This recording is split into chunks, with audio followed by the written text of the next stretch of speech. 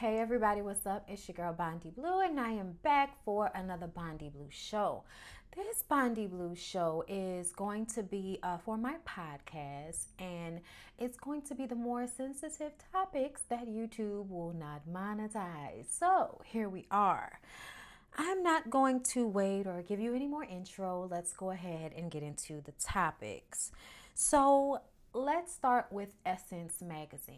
So there are a group of Black women, anonymous, who work or have worked for Essence, and they wrote an essay called The Truth About Essence. Okay, it went viral last weekend. And since then, things have kind of gone back and forth. At first, they said the CEO would not step down, and then they decided, yes, Richelieu Dennis will step down and be replaced as the CEO of Essence Magazine. You might also remember him as the scarf-wearing owner of Shea Moisture.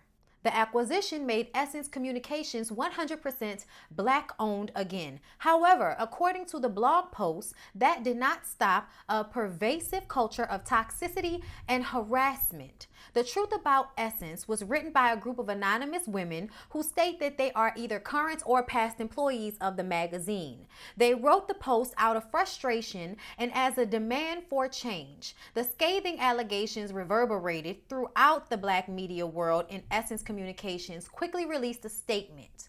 Essence Communications released a statement on Monday denouncing the allegations as baseless. However, on Tuesday, they released another statement that Dennis will be stepping down as CEO and that they have committed to an independent review of their business practices.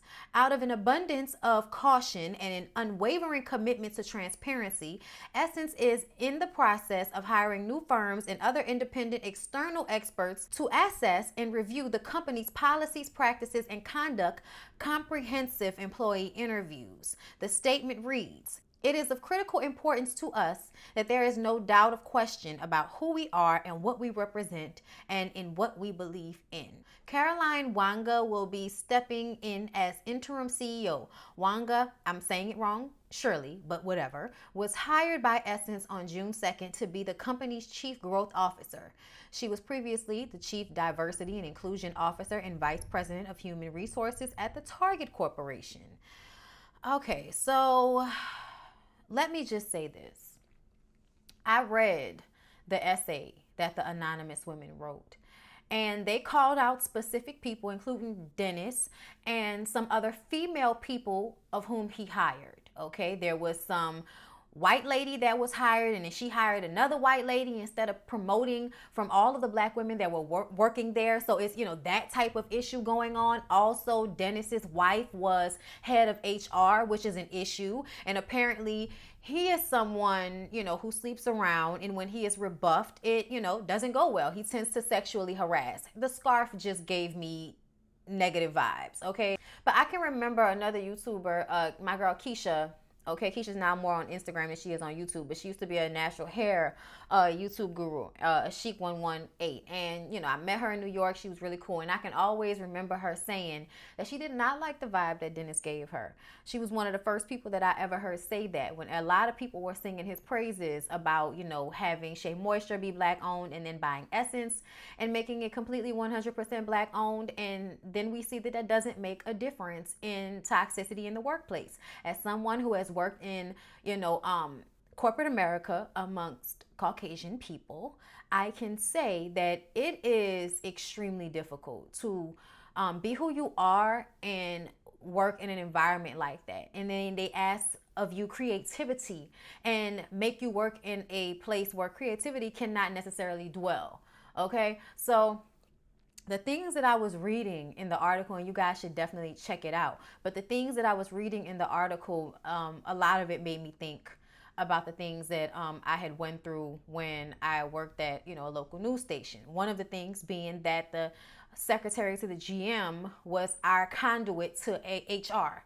There wasn't an HR person in the building, but the person who was the conduit was the secretary of the general manager. So there are times when things are, brought to her, and then it's brought back to the managers, and then they call you in and want to have a conversation with you as if you didn't talk to HR about what your issue was, So that happened often, and I'm sure it's still happening. You know what I'm saying? But I have seen how these things work, and you can feel how you can feel like you hate your job no matter how much you love what you're actually doing. And it is not a good place to be in when you hate doing something that you love because of the people that you have to work with.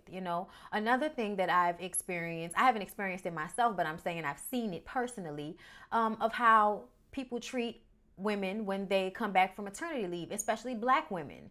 When they come back from maternity leave, they're expected to, not take as many sick days as they necessarily have to, especially some of them being single mothers. I've watched a friend of mine struggle and be punished on the back end for having to take off after she had her baby because, she was a single mother at one point. And if her baby was sick, then she was sick. And that was inconvenient for them, not as much as it would have been inconvenient for her to try to find somebody else to take care of her sick baby while she goes to work. You know what I mean? So I've seen that myself, and to hear that was the environment at Essence Magazine, which is supposed to be about black women. How can you have a magazine about black women and not have an environment for black women to dwell and feel safe in doing what a lot of black women do, which is have children?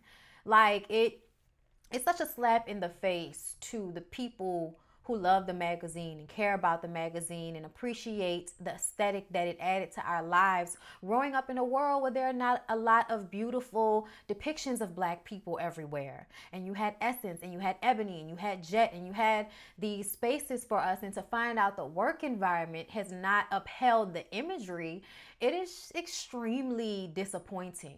And I'm glad that they're going to review things instead of following their first mind and ignoring and denying something that is obviously happening. Because, those women came through with the actual factuals, the truth about Dennis, the truth about this person, the truth about that person. I read it when I was at work. Very captivating. You guys should check it out. All right, y'all. Let's talk about Terry Crews' ignorant ass. I'm so tired of talking about Terry Crews. Let me tell you why I'm tired of talking about Terry Crews, okay? Because I feel like at this point you're saying ignorant things. You're saying things to make white people think that you're on their side because you're echoing their irrational fear of black people uprising and doing to them what they have been doing to us for centuries. And I think when we see a black man, an identifiably black man, such as Terry Crews, just be so belligerent in, the way he posts things and the things that he says. And it seems as if he is really acting out aggression towards the black community with the way he continues to tweet this narrative that there is even a possibility that black people can do the same thing to white people in recent times. There is no possible way that we would be able to systematically oppress white people all over the world in the same way that Africans and dark-skinned people of every nation are treated and devalued and disenfranchised all over the world. There is no way we could do that to them the way they have done that to us and everyone. Like, you see so many depictions of white Asians, white Indians, lighter complected Iranian, Afghani people, or the white people that live in Brazil. Like, they don't tell you that 80% of the population is of African descent, making them what? Okay, black. But the world does not teach you that. They teach you that everybody is white except for you in the community that you represent. And then they teach you that you're different from African people, which is not true. I feel like we have all been experiencing the same thing across the board with the, colonization. Let me say it right for y'all. Colonization of everyone, so it's extremely bothersome to see Terry Crews keep saying the same thing over and over again in all of these different ways. At first, it was the black supremacy comment. Now it's we must ensure Black Lives Matter doesn't morph into Black Lives Better. What exactly the fuck does that mean, Terry Crews? Black Lives Better? What the fuck does that mean? Please explain to me in what universe and what reality are you living in which Black Lives Better would mean that we go around hanging white people from trees. We go around skewing their understanding of their own history, of who they are, raping them, imprisoning them, put them in cages, strip them of whatever culture they may think they have. Let's see if we can actually accomplish that. I doubt it. I doubt it. And I don't want to do that either. Like, I think that the nature of most black people, I mean, the thing that everybody is asking for is to matter and to be equal and to be treated in the same manner, to not be held back from living a fulfilling life because we're black. You know, and everybody's talking about police brutality, but it happens in so many different ways and so many different spaces, at jobs, at hospitals, okay, at the fire department. Okay, not to say that they don't save people because they're black, but no, the environment inside their firehouses isn't exactly always inclusive or diverse, no matter where you are, even in New Orleans. Okay?